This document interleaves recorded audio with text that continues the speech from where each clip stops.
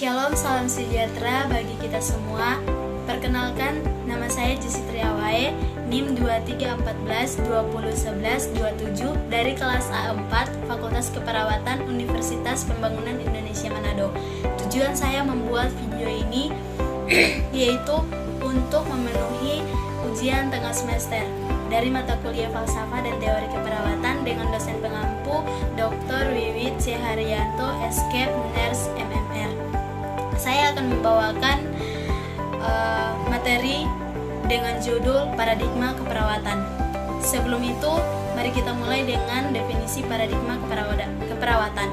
Paradigma adalah cara pandang untuk mendasari bagaimana kita melihat, memikirkan, memaknai, serta memilih tindakan atas fenomena yang ada.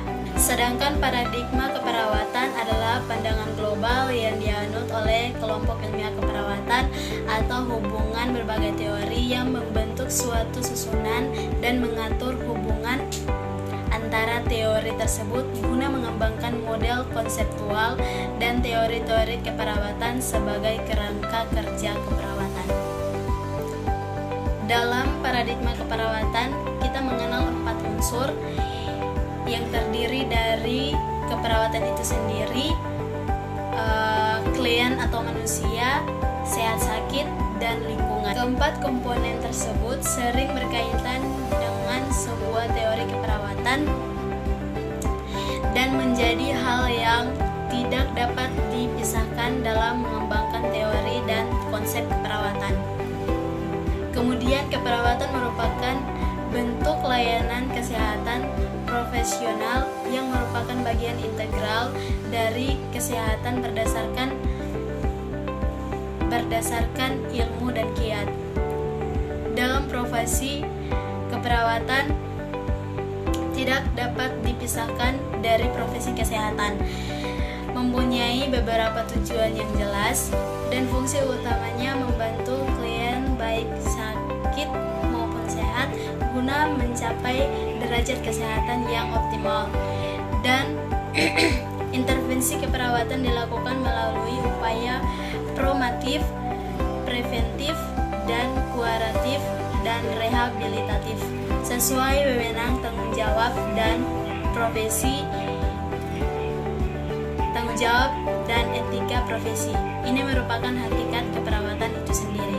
Dan tujuan keperawatan yang pertama adalah memberikan bantuan yang paripurna dan efektif. Yang kedua, memenuhi kebutuhan dasar manusia. Yang ketiga, mengembangkan diri menuju kemampuan profesionalisme. Yang keempat, mengembangkan standar keperawatan yang ada. Yang kelima, hubungan yang efektif dengan semua tim kesehatan. Nah, bagaimana perawat memandang manusia?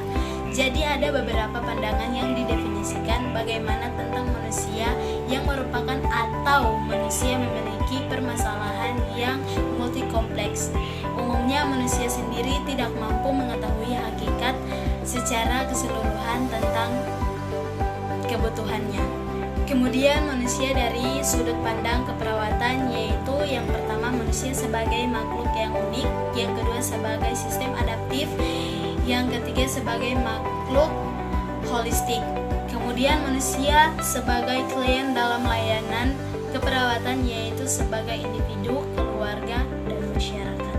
Dan manusia dengan kebutuhan dasar yang sesuai dengan prioritas masing-masing. Dan sebagian kebutuhan itu tidak dapat ditunda. Dan kegagalan dalam pemenuhan dapat menimbulkan rasa sakit yang dipengaruhi oleh stimulus internal maupun eksternal.